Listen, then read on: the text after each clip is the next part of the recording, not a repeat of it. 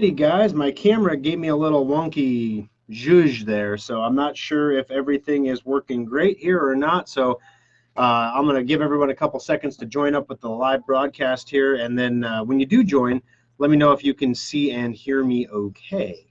So today during the AfterSchrock, we got a bunch of stuff going on here, and I tried to keep the show kind of upbeat and positive. Um, there's so much negative security news out there, guys. Hacking is out of control. It's unstoppable, unbearable. There is stuff that everybody needs to do. We're going to go over that in the aftershock here a little bit. Most of it's basic stuff that you guys are probably already doing. Have good antivirus. Have secure updater, keeping your third-party software up to date. Please, for the love of all things holy, keep your third-party software up to date.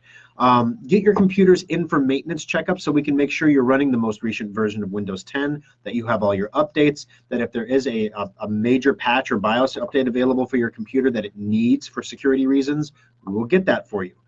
Keep in mind, when you do those security updates, they're going to slow the computer down, so we may look at a solid-state drive if you don't have one already, just to counter that speed loss.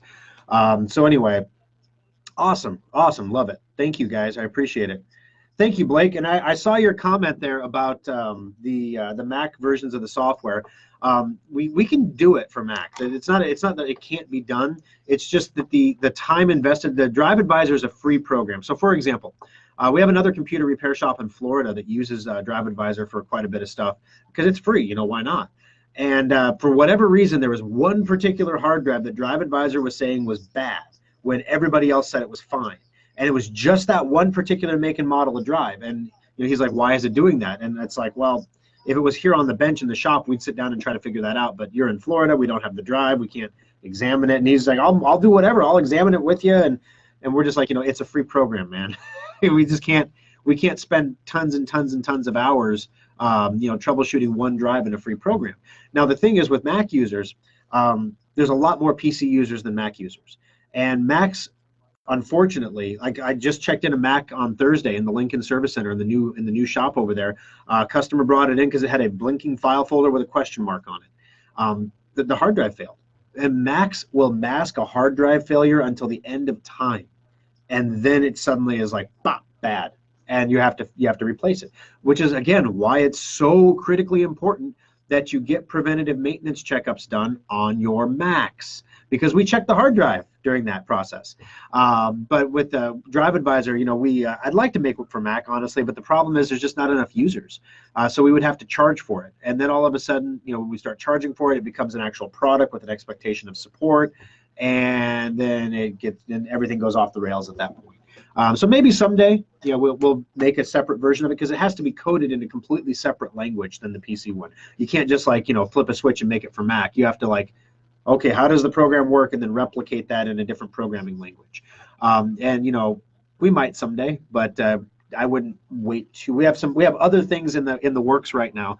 And one of the reasons you guys watch the AfterSchrock is to get the inside track on some things. We have a new product that is being specifically designed to counter ransomware. It's in dev stages right now. But Apple's getting sued by this group of people because Apple was saving everybody's iCloud storage on an Amazon server. Apple doesn't actually have a big room full of servers where they save all your stuff. They're outsourcing it to Google and Amazon to store, and the data is all encrypted. It's it's in a bucket. It's encrypted, and no one aside from you has access to it. No one can decrypt it but you, just like your iPhone or your iPad. So it's a very secure storage method. There's nothing wrong with what Apple is doing. The only thing that's wrong is that Apple let people believe that their Apple Premium storage was actually with Apple, and it's not. And Apple wants you to trust them as a protector of your data. And so it's not that they did anything wrong here. It's just that you're presenting yourself as a protector of my data. That that's why I choose Apple products, because they are so secure. And then I find out you're giving my data to Google, or you're storing it with Google. I don't trust Google. They look at everything. It's encrypted. They can't look at it. But as a general consumer, you may not know that. So as a result, one of the things that we're doing, when you get hit with a ransomware situation, People have backup services like Carbonite.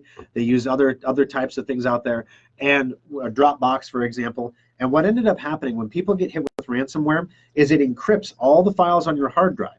And all of these online backup services are designed to look for changes in files and then upload those changes to the cloud when the files change. Well, when a ransomware attack comes through and changes every file on your hard drive, all of a sudden, all those things overnight get uploaded. That's why they do this on the weekend. Then it has the whole weekend to upload everything to the cloud and overwrite all your good data. Now, all of a sudden, unless you have a differentiated backup, which is a whole nother level of expense, most people that use Carbonite and things like that, they don't realize they don't have a full backup. It's not backing up any video files off your computer at all.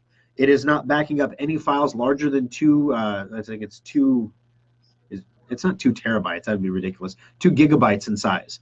So any large file, or if a big project like a zip folder is all zipped up with a bunch of pictures in it, it's not backing that up. It's not backing up anything outside of your user directory. So it's not backing up anything that is saved on like if you create a folder on your C drive and save stuff there, which you're not supposed to do, but people still do it, or they've done it back in the day and they've just moved it and moved it and moved it and moved it. That stuff is not getting saved, backed up, or transferred in your Carbonite or other automated backup services. It's just not happening. So as a result, we have customers that are getting hit with ransomware who don't have their backup gets destroyed or wiped. They don't have a cold storage backup because it's hard enough for me to get people just to make a backup of their computers, but then so you have to make another backup and you have to set that in a drawer and do it once a week and create a schedule to remind yourself to do it once a week like you have nothing better to do with your time.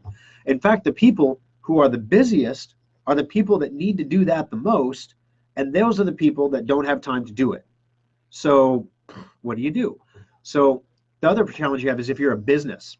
All these backup services are great. Have you looked at how much it costs to get like we have a dental office that's a client, and they have 600 gigabytes of data, of x-rays and things like that. 600 gigabytes, 6/10 of a terabyte. If you have a 1 terabyte hard drive in your computer, it would be more than half full with just x-rays and stuff. That's not the operating system or the program files. They have like 90 gigs of available space on a 1 terabyte hard drive because they have that much stuff, okay? To back that up with a backup service that is a business grade differentiated backup service was over $1,000 a month. It's ridiculous. Now, here's the thing.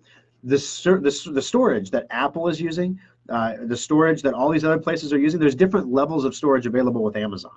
The regular Amazon S3 bucket is the fast, super good storage. That's what costs $1,000+ a month.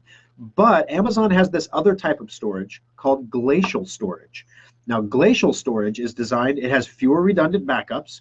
It's not intended to be a super redundant backup system, which sounds ironic, but we'll get to that in a second. It's also not designed to be accessed regularly. And it always made me laugh when you see like Carbonite. You can go on to carbonite.com and log into your account and access your backup files. And you can change them. Like, why would you do that? Why would you, from another computer, log into your Carbonite account and change a backup file that's not on your main computer? Why would you do that? Now, I can understand if your computer fails and you want to go to carbonite.com and restore or recover just certain specific files. I understand that. That makes sense. Well, okay. But why? So what we're doing is we looked at this Amazon Glacial Storage. The Amazon Glacial Storage, it costs like a penny per gigabyte. And there's, of course, strings attached. If you access the data, it costs more, things like that. But it's a penny per gigabyte to back up to their servers. They offer file compression and file encryption that is HIPAA compliant, which means it's medical grade encryption, which is great. That's what Apple's using, guys. I would guess. I mean, I don't know that for sure that they're using Glacial Storage, because the problem with Glacial Storage, they call it that because it's cold storage. It's very cheap, so you can keep multiple copies of the files as you back them up.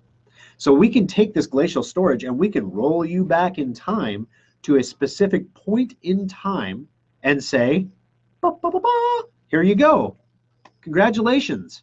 Now you can recover the file. You got hit with ransomware on Sunday at 2 o'clock. Let's roll back to Saturday at midnight and restore everything like it was then, like it never even happened. And then we can patch everything and make sure that you don't get hit. It's amazing, right? So what we've got right now is we've tested the Amazon Glacial Storage. We have an upload client that it's an open source client. We're not building our own client for this. We have an open source client. We're going to talk to the company that makes this client to see if maybe we can white box with them, if we can rebrand the client with Schrock imagery, basically, to make it a full Schrock product. But right now the need is so, especially for our corporate clients, is so intense. So there's so much ransomware going on out there that we're not even worried about the marketing aspect of things right now. We're completely focused on the functionality of it. So right now we've got it tested where it backs up to the Amazon Glacier account. It puts everything in our Amazon Glacier account. Now we have an Amazon account for Schrock Innovations, not just like an Amazon Prime account, but like an actual Amazon programming account where it's saving this in our Glacier storage area. And it's encrypted and everything is backed up securely, which is great. But right now our data is thrown into a big pot, and then we back up another computer in the shop and it throws that data into the same pot. We don't want that. We don't want to commingle the data. We want separate pots or separate buckets for each data. And there is a way to do that, but Amazon is super sketch on how much support they give. So we're looking into that right now, how we can create these separate storage areas that are individualized for a customer. And then once we have that, we'll have the ability to create these differentiated offline backups at about $0.01 per gigabyte of storage. Again, that's not the final cost, but if you're a business and you have to store 600 gigabytes of data per month, that's 600 pennies a month. $6 a month is the cost to store it. Now, if you ever have to retrieve it or access it or do anything with that, the price goes way up. That's part of the, but then again, if you're recovering from a ransomware attack, if you're in Texas right now and you have this backup, you don't really care that you're going to pay $300 or $400 to recover your hard drive. You're just happy you can get it all back. So that's the challenge. And then there's other aspects involved with this, like as a service, then we're going to have a client, the client software, which is going to cost us money to develop and deploy. Once we have the client software, there's a free version and a paid version. Which one are we going to recommend? What are the features and why should we recommend each one? But then once it's all set up and we deploy this as a final Schrock product, it's going to allow first our corporate clients, but eventually the idea is our customers as well, to have a secure cloud backup that is completely encrypted, that nobody can, we can't even access it. If your computer goes kaput and you lose the key, you can't access it. But that's the thing, it's a backup. So of course, if you have the username and password, you can access it. Just don't lose the username and password to your backup, right? So anyway, the long and the short of it is when we develop this and get it out and running, it's going to provide some ransomware protection for people. And it's another way that we continue to evolve and change what we deliver to meet the current needs of what's going on out there right now, because this ransomware is the real deal and it's hurting a lot of people, thousands of dollars in ransoms. Glenwood, Iowa school district got hit with a ransomware attack, and it was just a school starting. So did the Papillion, the Vista school system. They got hit over the summer. They had to wipe over 5,000 computers and restart everything from scratch. We were talking to my daughter's teacher, and she said that now it's so terrible you can't do anything.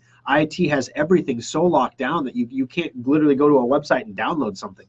And yeah, and we've said that, we've made jokes about it before. This dental client that we have, how did it get into my network? That's what they're, Schrock, how did this get into our network? You're supposed to protect us. And we look at the hardware, we look at the software, and it's all secured, but we can't, the wetware in the middle, the human brain, who's using Internet Explorer for her default browser, who got an invoice that said it was from a dental supply company, and she said, we shouldn't get an invoice from them. That's weird that they would send this. I better open it and see what it is. And it asked her, do you want to enable macros? And she said, yeah. Whoosh. Ransomware, $6,000 down the tubes. That's all it takes. One person in the company to do that. One person in your company or your home to do that. One time. And whoosh, flush the toilet. So it is a super scary thing. So that's why we're trying to make this product to help people out. All right. Hey, Carolyn from Round Rock, Texas, enjoyed the show today. Thank you. I appreciate that, Carolyn. Is it just Austin primarily that's been hit by this ransomware attack in Texas, or is it other areas as well? They said it was a coordinated ransomware attack, and a lot of these things are automated. They're not really coordinated, but if it was a coordinated attack, that's different than an attack that was automated but spread rapidly through the network, which is what we saw in that dental office we were dealing with. The USB issue is happening to me. He needs to go to the device manager, look for the yellow marker, right-click and choose disable, and then click and choose enable. Unfortunately, this is temporary. Yep, Keith, and I would suggest actually right-clicking on it and removing the device, uninstalling the device entirely, including the drivers, and then restart the computer and let Microsoft reinstall the device, see if that fixes it for him. It was a Ukrainian-based hacker, the Glenwood Tribune said. The school's insurance carrier paid $10,000. Yep, and that's unfortunately a drop in the bucket. We just for grins and giggles, we checked our business policies to see what would be covered for ransomware, and we saw the same thing. We have a $10,000 limit in our business continuity policy for data interruption, and it's up to $10,000. They'll pay you back for things like ransoms. They'll pay you back for downtime after 72 hours. So you have to be completely down for 3 days, and then they'll pay you for lost revenue of your business. But it's up to $10,000. And like I said, the ransoms alone are $3,000 to $6,000 per infection. And the ransoms for school districts or state agencies, they base the ransoms based on what kind of equipment they see and what kind of setup they infect. So they know when they're in like an institutional system. And when they are, at that point, the ransom is like $40,000, $60,000. So a $10,000 coverage, it's a drop in the bucket. It's better than a poke in the eye with a stick, but it's not going to get you back. And not to mention the fact that, that dental office, we spent probably 30, 40 hours of IT time getting them back up and running again. And if our normal on-site rate is $135 an hour. So $10,000 doesn't even put a dent in that. Even if we give them the in-shop rate of $110 an hour, it doesn't put a dent in that. Now, they were a corporate client, however, which means it was a single $100 incident fee. And with that one incident fee, that covered 40 hours of this mess. So having an account set up as a Schrock Innovations corporate client can come in very, very handy in really, really bad situations. Obviously, we do our best to make sure you don't end up in those situations. That's why we develop new products like I don't know what we're going to call it, Schrock Cold Storage. Okay, this is just it, guys. I need a name for a product. The name of the product's purpose is to create a cold storage backup on an Amazon Glacier account, okay? So let's have some fun with this. Give me a name, and no AfterSchrock. It's got to be something like Schrock Cold Storage, or I don't know. I can't think of anything right now. So you tell me what I should name it. All right, what software would be used to back up my Mac to an external drive to get differential backups? So that's the problem, Blake. If you're doing a differential backup to a drive that's connected to the computer, that's Time Machine, by the way. Time Machine does differential backups. But you can't leave your Time Machine drive hooked up to the computer, because what happens is ransomware will delete your Time Machine backup or encrypt that as well, so you can't restore it. So you literally need a cold storage either off-site or not connected to the network. So that means not connected to the router, not connected to the computer, something you back up once a week. You do a Time Machine backup and you put it in the drawer. And then next week on Sunday afternoons, you take it out, you hook it up to the computer, you do a Time Machine backup, and you put it in the drawer. That way, you can go back to that point in time a week ago, which for a residential user is usually a week is pretty good. You can do this at home yourself if you can keep up on the schedule and have a regimented attitude about it. Most people won't. I can't get a lot of people to even install good antivirus. Businesses can't go with a weekly. And unfortunately, having a daily receipt, the dental office was 600 gigabytes of data. It took an entire day to do a cold storage backup of that.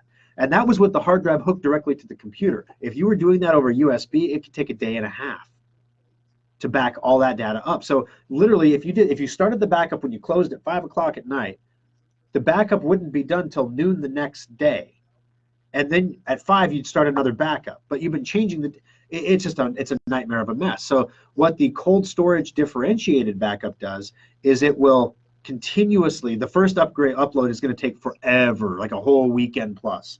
But once it's done, then it's just updating differential files that have changed with timestamps of when they changed.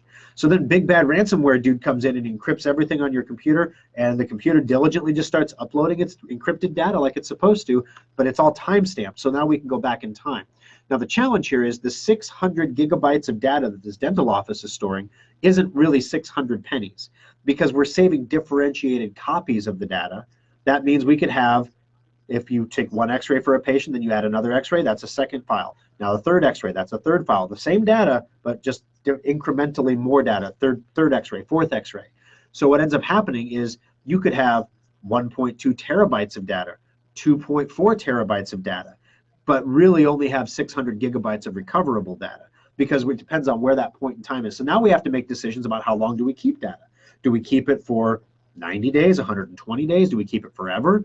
How much storage do we give a customer? Is there a way to monitor that storage and cut a customer off when they hit a limit? Those are the things that we're seeing that we don't have access to right now. So right now, what we're looking at is an unlimited use product. How much do you charge for unlimited data backup? That's actually going to back everything up and back it up in a differentiated way. That's the big challenge we have right now. So it's not just as simple as saying 600 pennies at a client program. Here you go. That'll be $10 a month. You know, that's why it costs businesses $1,000 to do this. We're not going to charge that, though. That's what we do at Schrock. We make things affordable for businesses and individuals and customers to do.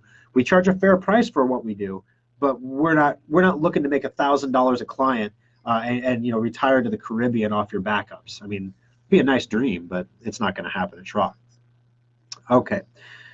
Let's see. Richard, I have one of your external backup drives and use Windows 10 backup program. If I change the name of a file after the previous file backup, will the old file and the new file be on the backup? The answer is yes, they will.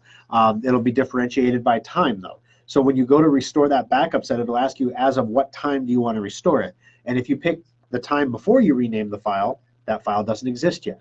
And if most people restore the most current backup, right? So then there would be the original file and the other file would be in the backups. But if there are two different files, there will be two different files in the backup. If you change the name of the file name will be changed in the backup to be the same. But it's one file with two names as opposed to two different files. So if there's one file backed up, and it'll update the name of the file in the backup. I got an email at work this week that our Internet Explorer 11 at work had security settings update for more secure browsing. Could the federal government be paying Microsoft to maintain IE for us?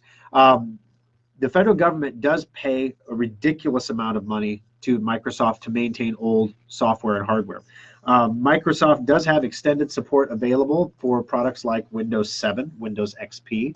That's why some hospitals are still running XP. So let me check on this for extended support for IE 11. So what happens is the more companies that need it, the cheaper it gets. But as companies drop away from buying it, Microsoft charges the same total amount, but the remaining customers pay a larger percentage as customers fall away. And the last customer to always fall away is the federal government, so they end up paying the most. Okay, so IE, let's see. I'm looking here.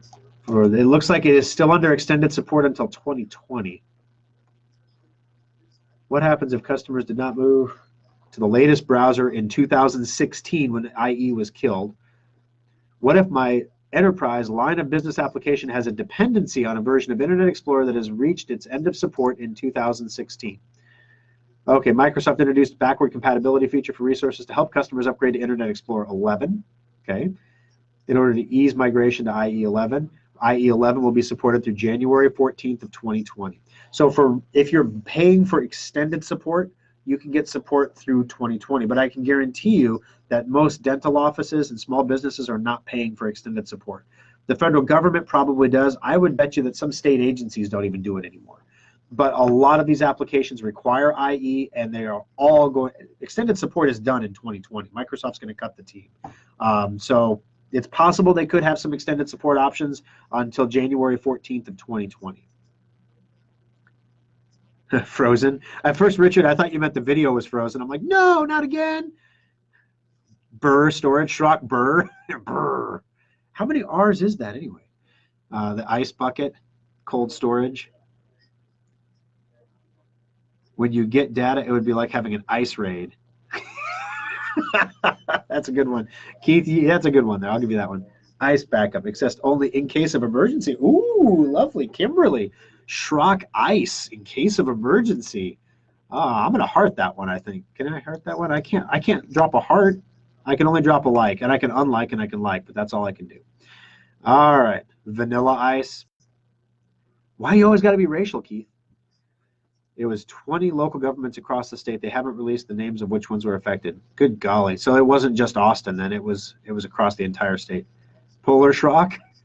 Schrock Polar? Schrock Antarctica. Woo. All right. So was there anything else on here? Oh, Lincoln Service Center is fully up and running. We have internet now. Phones are still a work in progress. We were supposed to have them on Friday. They did not get done on Friday because Spectrum apparently is not releasing our phone numbers to Allo, and Allo can't do anything until those phone numbers are released. The reason I was using the KFAB numbers today is because our 800 number just rings busy right now, because who the heck knows who owns that right now. So we're working on getting it all straightened out, and I've been told on Monday it'll be all fixed, but I was told that would be fixed on Friday, and I was also told it would be fixed the Friday before that. So right now, if you're trying to get through to the Lincoln Service Center, please be patient with us. The phones are being forwarded to the Omaha Service Center, which doesn't have an increase in staffing. The Lincoln Service Center's phones are an entity, they're of legend. We have 4 phone lines, and it's not uncommon to be on all 4 of them at the same time. We had to buy headsets for everyone in the Lincoln Service Center, including the technicians, because otherwise you won't get anything done. It's insane. Now the Omaha Service Center has not been around quite as long as Lincoln, so their phones aren't too bad. They average 2 or 3 calls in a 15-minute period, whereas Lincoln will get 4 or 5 calls every 15 minutes, and some of those calls can last up to a half an hour. So the call volume has been thrown on top of Omaha's call volume. And then we have one cell phone in Lincoln that if Omaha can help the customer and solve the problem, they're just doing it right now.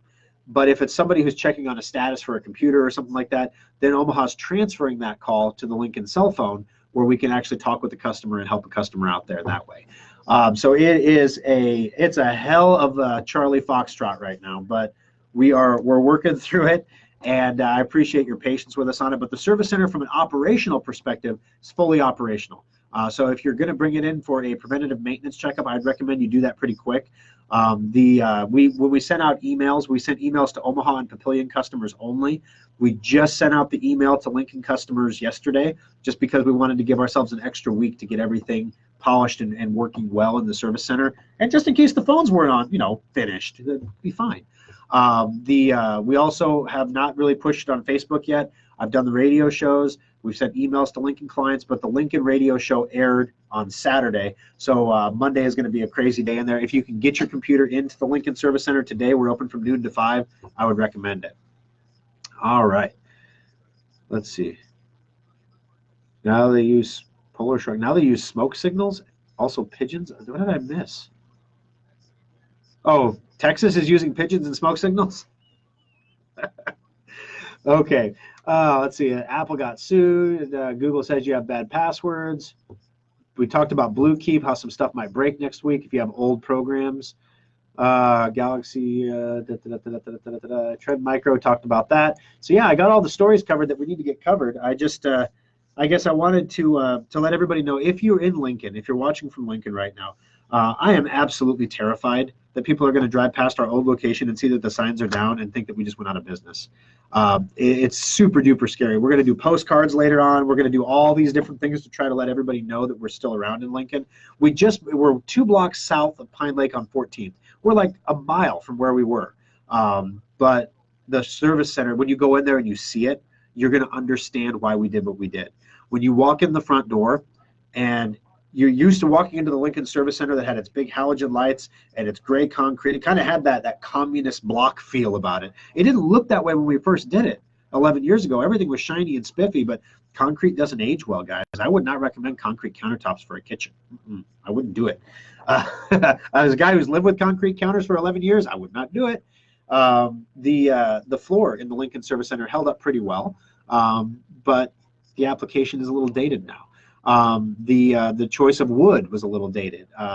The front chime door buzzer didn't always work.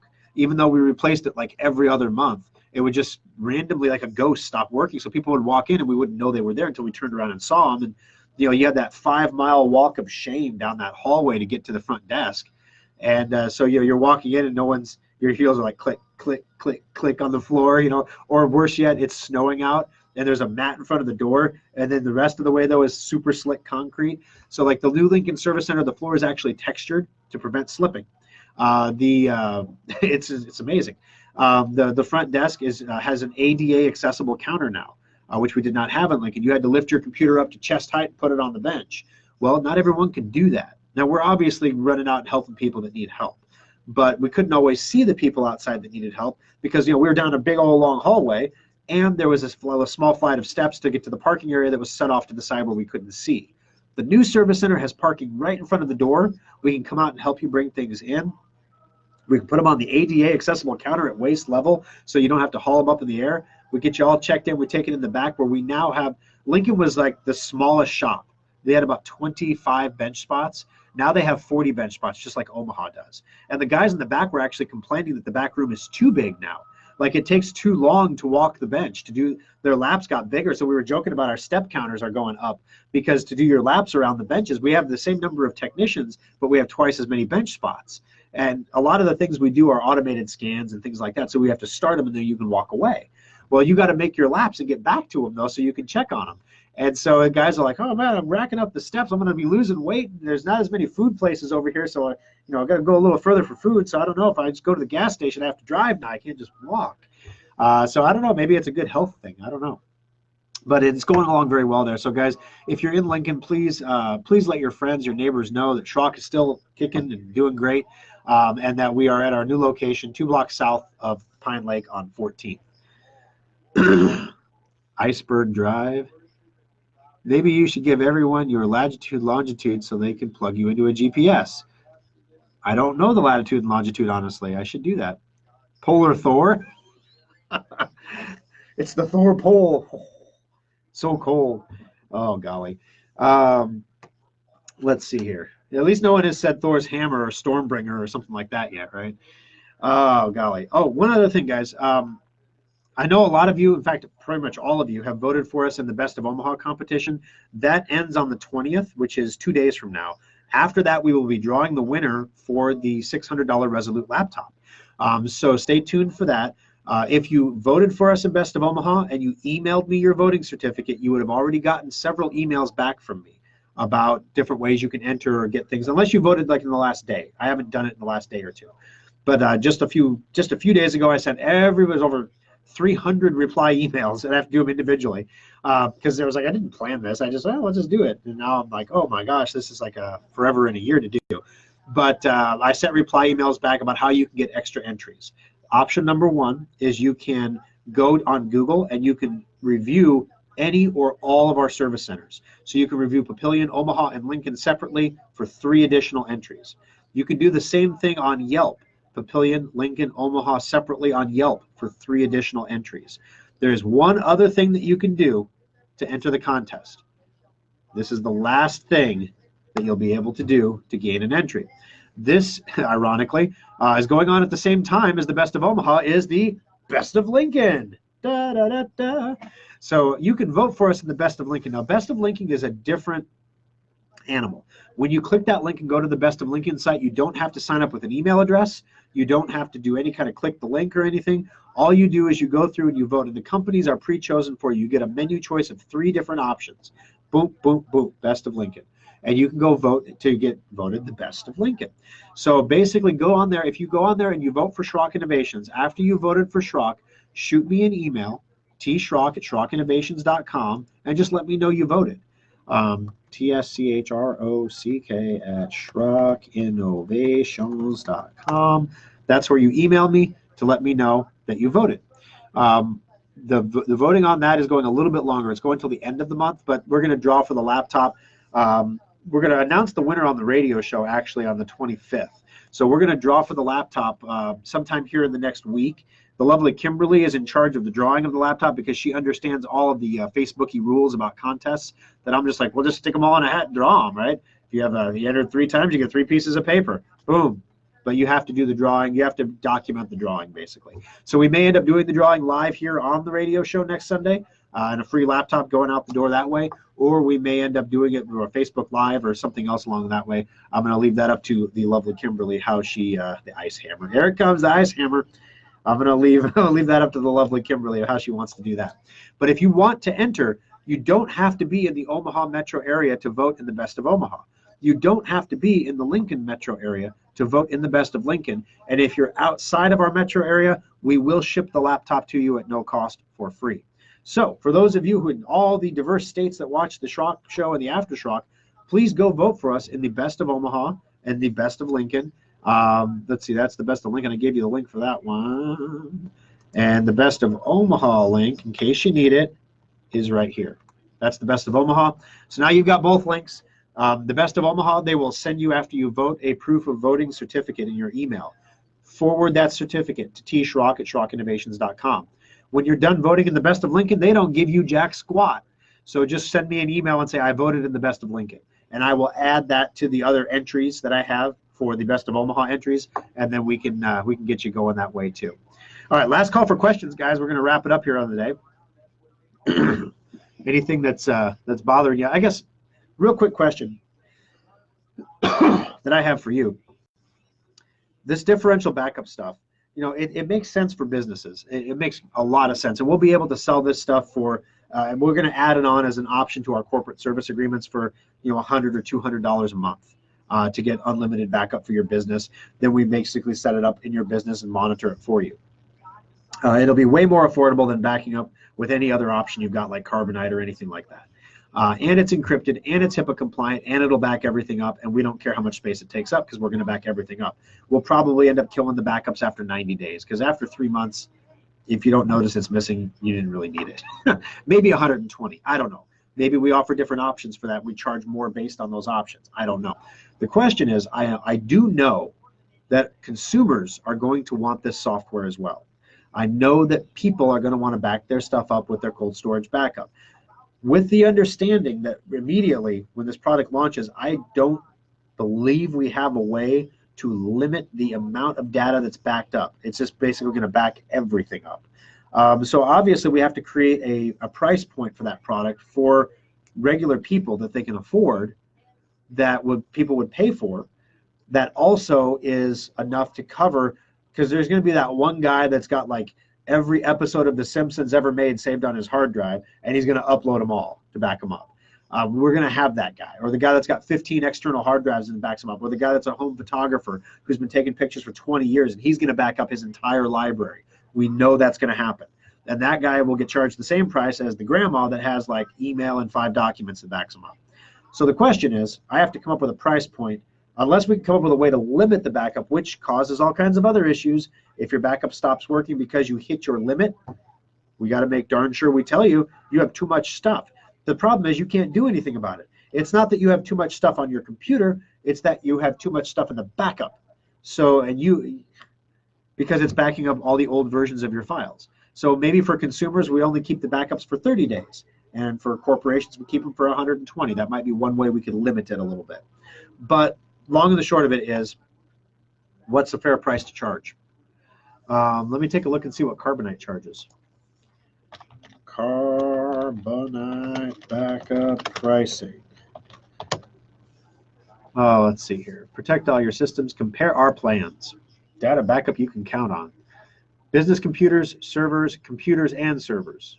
Okay, so that's their options. They don't have like home user. Basic computer backup. This is okay. So this is probably what a home user would end up using. Is $24 per month billed annually. PC and Mac compatible. 128-bit encryption with ransomware protection. So it looks like the entry point for what is considered the industry leader is about 25 bucks a month. Advanced endpoint protection includes what else?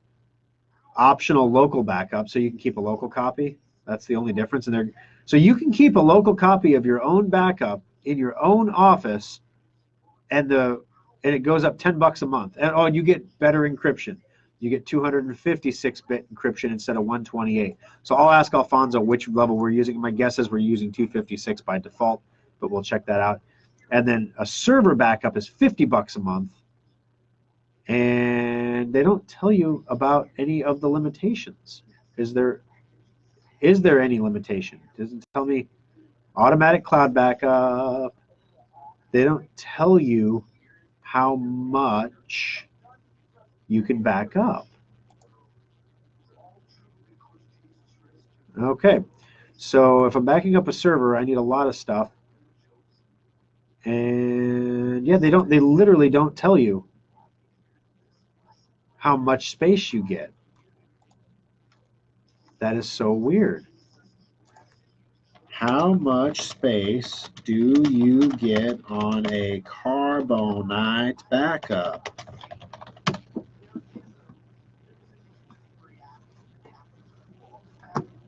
Yeah, and they don't tell you. They just don't tell you. Automatic backup, get total.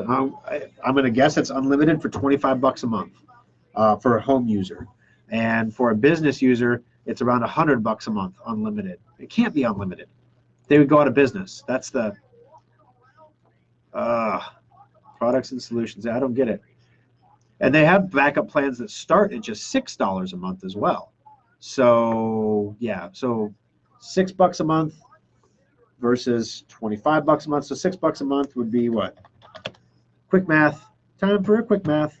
$6 times 12 is 72 bucks a year for basic consumer grade backup. So a little old grandma at home with just email, internet, and some documents and maybe a few pictures would expect to pay $72 a month with Carbonite, or $72 a year with Carbonite for their backup.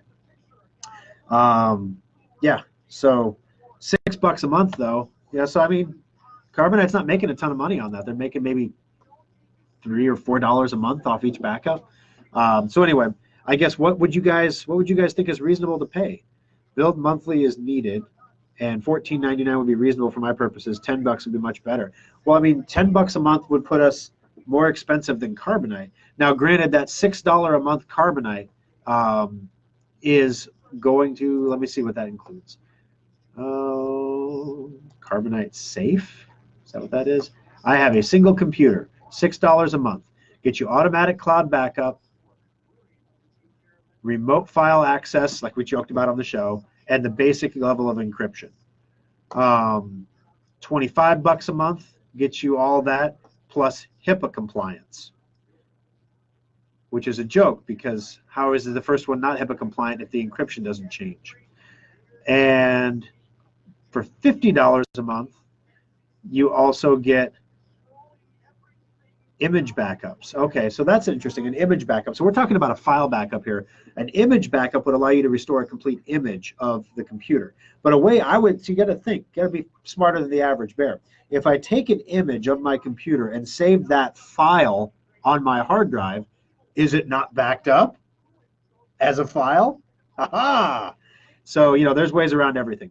So yeah, so for $10, what do you guys think of Blake's idea here? It's $10 a month for a residential user, a non-business user, and maybe there's a way that we can impose a data storage limit on this so that, like, you know, we're gonna have a home photographer that's like, I just have a home computer, but I'm backing up like 600 gigabytes of data, and then we're gonna have a little old lady who has a home computer who's backing up like 80 gigabytes of data, you know, or 60 gigabytes of data.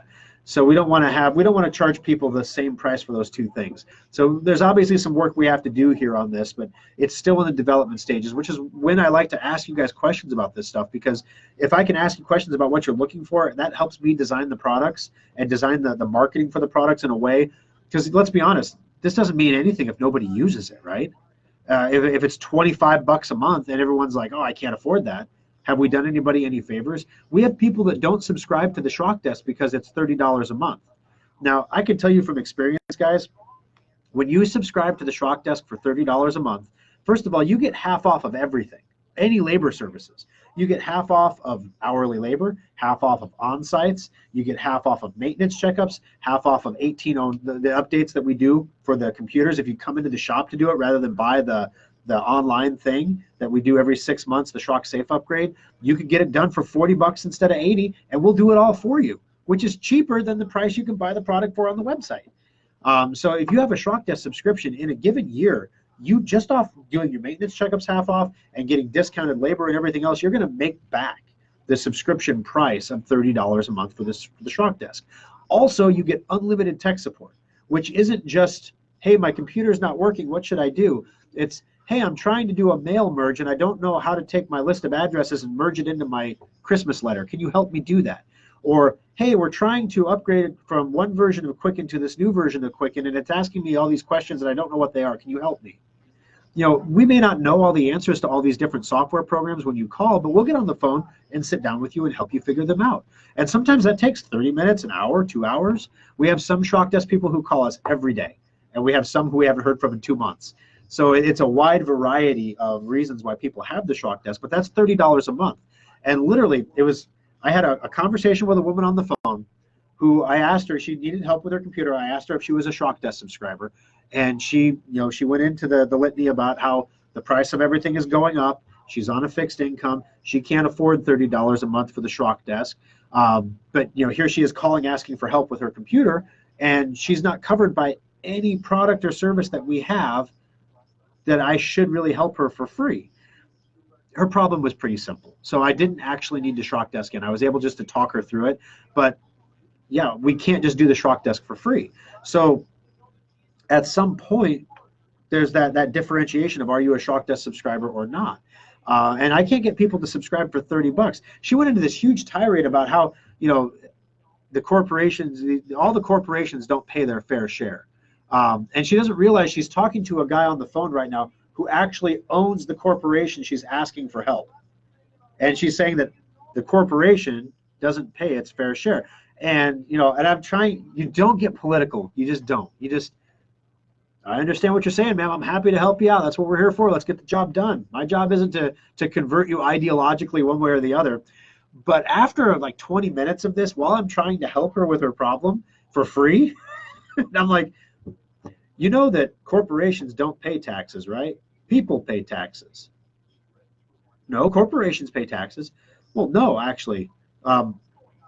I pay the taxes for the corporation, Schrock Innovations. So when you raise Schrock's taxes as a corporation, you're raising my taxes. And unfortunately, when my taxes go up, I can absorb some of that, but I can't absorb all that. So I have to pass some of that on to my customers in the form of higher prices. So actually, by raising taxes on corporations, you're taking the core problem of things becoming more expensive and making it worse, not better. Well, all I know is these corporations don't pay anything in taxes, and that's not right. I don't mean the small corporations like you. I mean these big, giant corporations that have lots of money. No problem, ma'am. I'm glad I could help you out with your problem, and have a great day. Well, appreciate it. So it was one of those fun things. Even 45 days for the home user. That's true. Is Schrock Desk for one computer or all of them that I own? Okay, so here is the lowdown on the Schrock Desk for your computers. Schrock Desk was originally designed to be individual support for one computer.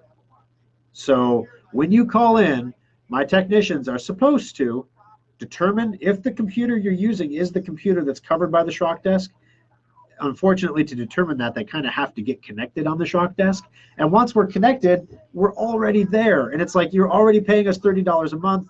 At this point, do we stop and say, hey, this computer is not covered, and then we walk away? The reason that we did that as a single computer coverage is because we've had situations where small businesses have bought one Schrock Desk subscription for $30 a month and then tried to extend that into coverage for their entire office of like 10 or 15 computers by calling in and saying, it's the same computer you worked on yesterday. And we're like, this is an HP. We worked on a Dell yesterday. What's going on here? So to answer your question, technically, it's supposed to be one computer, one support service. In reality, if you call in, we have no way to check until we're connected. And by that time, we're already connected. If you're paying us $30 a month, I'm not too hot on telling you we can't help you, even though you're paying us $30 a month, because it's a different computer. So I guess, we're kind of relying on people's sense of fairness a little bit. If you own a company and you have 15 computers and you have the Schrock Desk for your home computer, don't call us from the office and be like, hey, my office computer, I'm a Schrock Desk subscriber, my office computer is broken. Because the poor guys are going to help you out, because they're not going to argue with a paying customer that you're not paying for the right thing. They're just going to help you out because that's what they're trained to do. Now, with that said, we are implementing a new system that will allow us to track and enforce this stuff should we decide to do so. But the other problem is many people don't have multiple computers anymore. You have the one computer or the two computers, or your husband and wife. So I think that the route we're going to eventually go is we're going to say it's support up to 3 or 5 computers for $30 a month in a consumer setting, a non-business setting, non-business applications. And home businesses, of course, I don't actually own a business. I just own a home business. We haven't figured out how we're going to deal with that yet. So to answer the question, Carolyn, right now, if you call in, we're going to cover every computer you call us about. If you abuse it and we figure out you're abusing it, then we might get a little more stringent on that. But right now we don't really have. It's kind of funny with Drive Advisor. We have some companies. We have companies using Drive Advisor to alert IT management about hard drives, and the Drive Advisor software is installed on the computer, and the email address to notify an event of failure. We have like 40 or 50 computers monitored by the same email address. So it's obvious somebody installed Drive Advisor in a company setting, and they're monitoring the entire corporate network using Drive Advisor. We don't care. Drive Advisor is a free program. It doesn't cost us anything if you do that. But Schrock Desk takes, like I said, each call can take a half an hour of time. And that's time where a technician is directly working with you, not working on 10 other things at once. They're not making their laps around that giant room, right? So the other guy's got to run faster. So it's a little bit of a different ballgame. But heck, that's why we like it. That's why it's popular. It's the Schrock Desk. It's a help desk. The original idea behind this is as baby boomers begin to retire from the workforce, they're used to, when they have a computer problem, just calling the help desk and the help desk fixing it. When you retire and suddenly you're home on your own and you don't have the help desk anymore, you don't really have anyone to call. What if you had the Schrock Desk and you could call us as your IT help desk, just like you used to have at work? That was the whole idea behind the Schrock Desk in the beginning. And that's what we continued. And we, like I said, we have additional benefits. You get half. The only labor services that aren't covered are website design and data recovery. You get half off of any other labor service. So it's important, if you're a Schrock Desk subscriber, make sure you mention it, because it doesn't matter if you're having work done on a computer that is not the one that's covered by the Schrock Desk. If you're a Schrock Desk subscriber, you get half off of all your repair work, all your labor. So now I can see what's going to happen is you're going to bring in your daughter's computer and your son's computer and your granddaughter's computer, and because you get half off, it's like going in for the senior discount at McDonald's and then taking coffee out to the car and giving it to the kid in the car, and you go back in and get another one. Don't do that. Just be nice. Be a good human. Be a nice human, and then everything's awesome. All right, last call for questions, guys. Hello, can you tell me when the maintenance checkup is? Oh, golly, yeah, sure. Preventative maintenance checkups are on sale right now. They've been on sale since last Sunday. The radio show that just aired in Lincoln on Saturday announced the special. A lot of people have asked, how long will the special go on? The answer to that question is we don't run the special more than 4 weeks. We never run it longer than 4 weeks.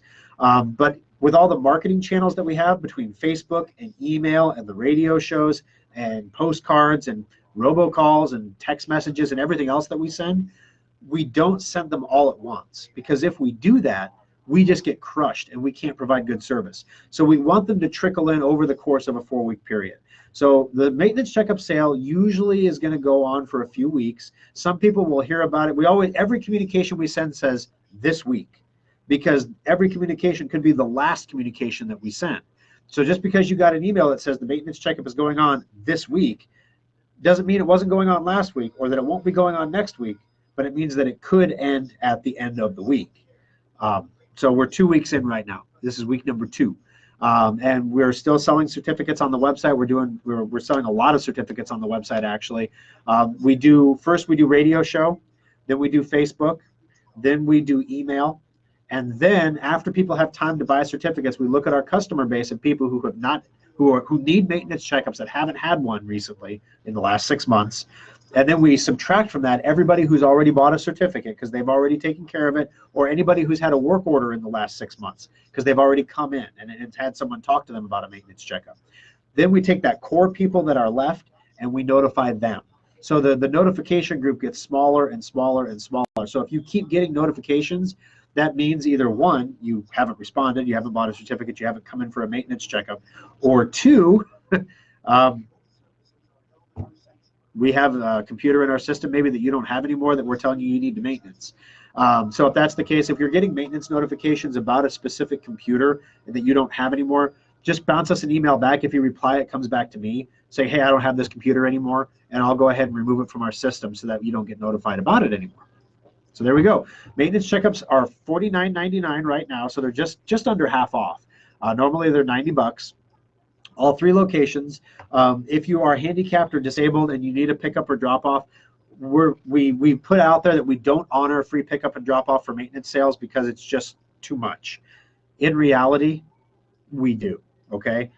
So if you actually need it, like you're disabled and you need help, we're gonna of course help you.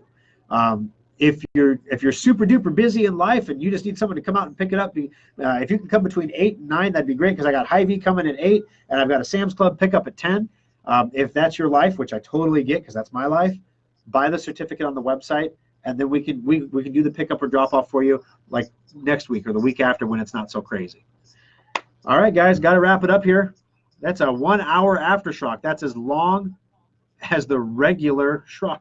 Yes, Carolyn, in-home labor is also covered by Schrock Desk. You get half off of in-home labor. So instead of $135 an hour, it would be what, 50, 65, 67, 50 an hour for in-shop or in-home labor, basically to come out to the house. We'd be happy to do that for you. That's a recent addition, actually, to the Schrock Desk manifesto, if you will. In this world where everybody wants everything delivered, or everybody is, having things dropped off, your DoorDash, your Hy-Vee deliveries, next day shipping on Amazon, the whole bit, we noticed that fewer and fewer and fewer people are calling us to come out, but more and more people are bringing their stuff in, and it makes no sense to me. Why are you bringing it in when we'll come out and get it for free? Why are you bringing it in when we come out to your home for just like $10 more per hour? It doesn't make sense, unless people are just that frugal and they're saving the $10 an hour, which is entirely possible. So we decided to include on-site labor in the Schrock Desk as well. That was a change here made this month, actually. All right, guys, thank you very much for joining us on the program. I appreciate it, and we'll see you again here next Sunday for another edition of Compute This, guys. Thank you.